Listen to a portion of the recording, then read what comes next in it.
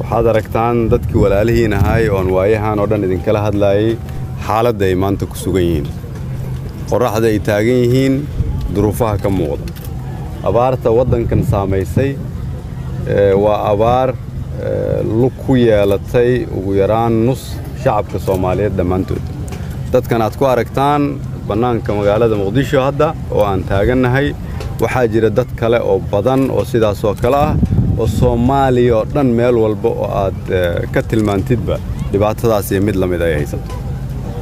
waxaan marka hore u mahad celinayaa dadka Soomaaliyeed oo dalka gudihiisa iyo dibaddiisa jooga oo walaalahood u soo gurmaday sida aan u bilownay arrinka gurmadka abaaraha markii aan ra'iisul wasaaraha noqday kadib waxaana soo gaaray caawinaad aad u badan waxaana soo gaaray dhaqaale waxaana soo gaaray caawinaad waxaana soo gaaray raashin aan u qaybinaa dadka waxaa kaloo u mahad celinaynaa adduunyada oo iyadana la xiriirnay oo kaalmo yar ayagana na soo gaarsiiyey laakiin bilow ah waxaan idin sheegayaa waxa aan hayno iyo dhibaatada waxa badan dhibaatada sidaas daraaddeed dadka Soomaaliyeed meel walba ay joogaan waxaan kula talinayaa una sheegayaa inay lagama maarmaan tahay inaan dib isugu noqono inay lagama maarmaan tahay inaan ka fikirno dad walaalaheena oo dalkeena ku dhimanayo sidaad maqashaan mar walba waxaan ku soo celceliyaa dadka Soomaaliyeed sababtoo ah waxaan aaminsanahay sida kaliya oo dhibku uga bixi karna inay tahay annagu inaan isku tashano cidda wax keenaysana annaga inay ahaato cidda qaybinaysana annaga inay ahaato laguma noolaan karo baryo cid ma baryi karno sidaas daraaddeed haddii aad xoolo haysato fadlan xoolo keen haddii aad kiilo bariisa bixin karto bixi haddii aad kiilo bura bixin karto bixi haddii dhar badan aad haysato aadan isticmaalin qaar keen haddii aadan wax awoodin fadlan dadkaada u soo ducee maanta wuxuu marayaa dalka Soomaaliyeed inaan aragno carruur yaryar oo dhibaataysan hooyooyin dhibaataysan aabbayaal dhibaataysan oo u dhibaataysan biyo ay cabaan iyo waxay cunaan ma laha haddii aanan dadkeenna ku kaalmayn karin inaan nafta ku celinno dad noocee ah ayaana waxaan ka codsanayaa qaybaha kala duwan ee bulshada dalka gudihiisa iyo dibaddiisa waxaa khatar ku jirta taariikhda ummadda Soomaaliyeed waxaa khatar aan u hortaagannahay karaamadii ummadda Soomaaliyeed waxaan mar walba idinkugu yeerayaa mar labaad idinkugu yeerayaa inaad dadka walaalihiinna garab istaagtaan dhibaatadan soo noqnoqotay ee haysato ummadda Soomaaliyeed koow waxaan u baahannahay haddii aan Soomaali nahay inaan ilaahay u noqonno ilaahayna aan barino ilaahay inaan u noqonno dembi dhaaf aan weydiisanno ilaahay aan u noqonno aan weydiisanno inuu naga cafiyo dhibkii aan annagu isu geysan labo waxaan u baahannahay inaan annagu isku tashanno sidaan hore u sheegay saddex waxaan u baahannahay sida ugu dhaqsaha badan inaan isugu gurmanno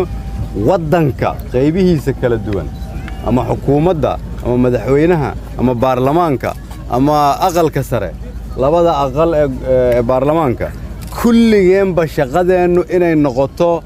maalmaha wiigaga iyo bilaha soo socda in loo gargaaro dadka Soomaaliyeed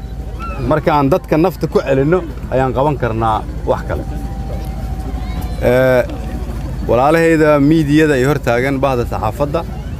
waxa la soo gaaray waqtiga aad dalkiina dadkiina u helin karteen maanta ayaad mudan tihiin inaad dadka iyo dalkan u heelisaan haddii laga fikiro warbixin siyaasadeed ama warbixin wax kale maantay dad baa dhimanaya warbixinta aad ka fikiraysaan ha noqoto sida dadka loo badbaadi lahaa sida ummadda Soomaaliyeed ugu soo jeedin lahaydeen dhibka meeshan yaal dadka Soomaaliyeed dalka dibaddiisa ama gudihiisa jooga guryo hoose dhex jooga ama dhaqaale haysta ama nolol fiican haysta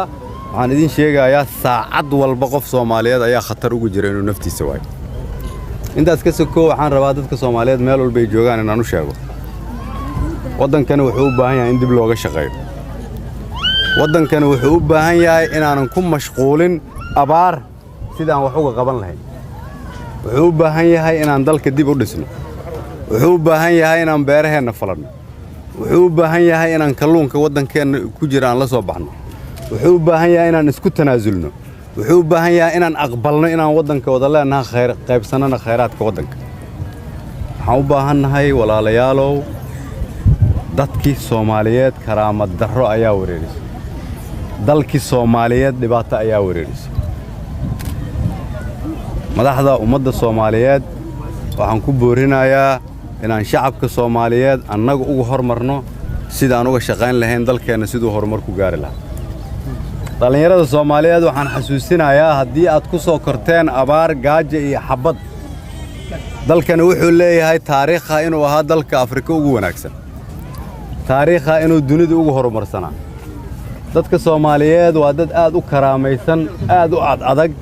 dhibaatada ay u soo dul qaateenna ma jirto cid u dul qaadan karta sidaas daraaddeed waxaan codsanayaa walaalayaalow inaan isu nimaadno isgarab istaagno ka shaqeyno dalkeena sidaan annagoo wada leh u dhisi lahayn cadaaladda waddanka uga shaqayn lahayn musuqmaasuqa ula dagaali lahayn haddii Ilaahay yiraahdo xukuumaddeedu waxa ugu horeeyo ay ka shaqayn doonto waxay tahay inaan idin garab istaago la shaqeeyo shacabka Soomaaliyeed la shaqeeyo qaybaha kala duwan oo bulshada si abaartan looga hortago kadibna looga fikiro sidii aan uga shaqayn lahayn inaanay dib dambe noogu soo noqon sidaas daraaddeed waxaan mar kale idinka codsanayaa inaan Ilaahay u noqono Ilaahayna barino waxaan nahay dad Soomaaliyeed oo isku dhaqana isku diina isku midab ah wax naga halaysan male dalkeena khayraad baa Ilaahay ku manaystay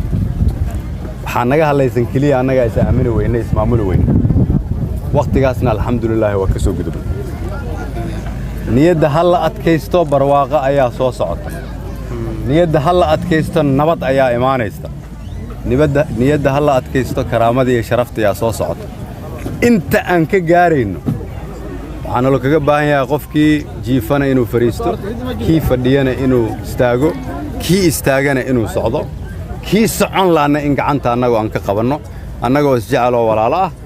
hal magac iyo hal gacan oo la yiraahdo gacanta Soomaaliyeed ku wada socono waa mahadsantiin wassalaamu calaykum waraxmatullaahi wabarakaatuh waa mahadsantahay